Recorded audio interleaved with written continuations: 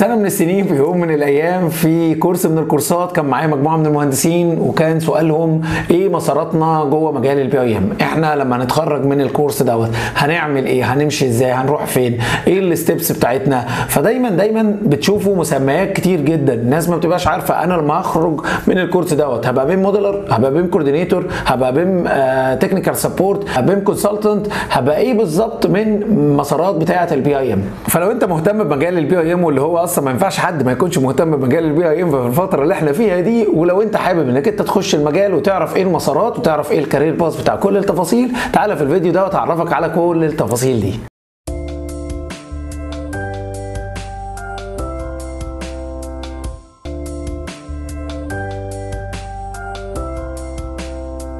كتير بقى من المهندسين بيخشوا مجال البيم ولكن هم مش عارفين ايه الكارير باث بتاع الموضوع، او انا اول ما هخلص كورس مثلا معين او اول ما هخلص دبلومه معينه انا هيكون اسمي ايه والمفروض اتحط في بوزيشن ايه. وفي ناس طبعا بتبقى اصلا عايزه تسيب هندسه فبتروح تخش في مجال البي اي ام، بعد ما تخلص تكتشف ان هي لسه برضه جوه هندسه وما حصلش اي حاجه. وكتير من المهندسين عمل كده واكتشف ان البي اي ام هو اساسا هندسه وكل التفاصيل الهندسيه وكل اللي احنا بندرسه كمان في الكليه بيعود كمان في الشغل بتاعنا بكل التفاصيل. اول حاجه هتبدا بيها في مجال البيم اللي هي بيم موديلر او بيم تكنيشن. طيب دي عباره عن ايه؟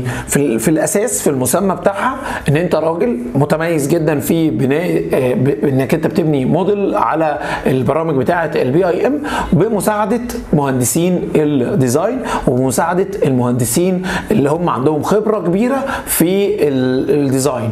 طيب بس انا اصلا مهندس ديزاين وانا خدت بيم وخدت برامج البي اي ام، انا دلوقتي هبقى ايه؟ هبقى موديلر برضو؟ لا، في الحقيقه هنا انت ممكن تتحول شويه. لو انت بتستخدم البي اي ام بتستخدمه في الديزاين، فانت هتبتدي تكتب بيم ديزاين انجينير، عشان انت كده استخدمت الموديل او استخدمت التولز بتاعت البيم في الديزاين وما بقتش محتاج ان يكون معاك حد موجود. لكن لو في مشاريع كبيره انت ممكن تكون فوكس جدا على الديزاين ومحتاج ان حد يكون مركز قوي ان هو يطلع لك الديزاين دوت بشكل كبير. لو احنا اتكلمنا في التخصص فمحتاج حد كمان يكون اوير بكل تفاصيل برامج البي اي ام. انت ممكن ما تبقى وانت قاعد شغال مش احسن حاجه في البرامج لان انت كنت مهتم جدا بمجال الديزاين وان انت تطور جدا نفسك في مجال الديزاين، فبالتالي انت مش افضل حد في النقطه دي، فبتبقى محتاج لو في مشروع كبير حد قوي قوي فبتجيب معاك بيم موديلر او بيم تكنيشن. لكن لو انت متمكن جدا من البرنامج فتقدر تقول على نفسك انك انت بيم ديزاين انجينير، ويا ريت تقول انك انت اركتكتشر او ستراكشر او ميكانيكال علشان الناس تبقى عارفاك. حلو. بعد البيم موديلر او البيم تكنيشن او البيم ديزاين ايه الخطوه اللي بعديها؟ لو انا هكمل في مسار البي اي ام ومش هكمل بقى في مسارات الديزاين او اي مسار هندسي صرف وبيتطلب معلومات هندسيه صرف، هروح للبيم تكنيكال سبورت، ومن بيم تكنيكال سبورت ان انا ممكن اروح للبيم كوردينيتور. طب ايه بيم تكنيكال سبورت؟ ان انت يعني زي ما تقول كده ما بقتش شغال بيم موديلر، بقيت نوعا ما معاك زي تيم صغير وانت بتبتدي تصلح له المشاكل اللي عنده وبتبتدي ترتب له الاخطاء اللي عنده وبتبتدي تمانج امور بسيطه جدا للتيم عندك.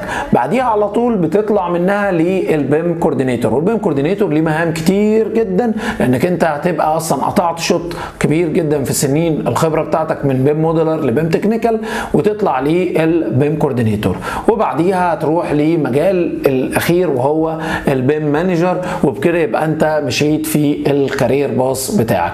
السؤال الاهم بقى انا محتاج قد ايه علشان اوصل للكارير باص بتاع البيم مانجر؟ وده اللي احنا ممكن نتكلم عنه في الفيديو اللي جاي. سيبوا لي بس تعليقاتكم في الكومنتات وقولوا لي من وجهة نظركم، ولو انتوا كان عندكم خبرة في الموضوع قولوا لي رأيكم في الكومنت، واكتبوا لي لو انتوا شايفين عشان نوصل لبيم مانجر احنا محتاجين كام سنة خبرة. منتظر تعليقاتكم، بالتوفيق ليكم.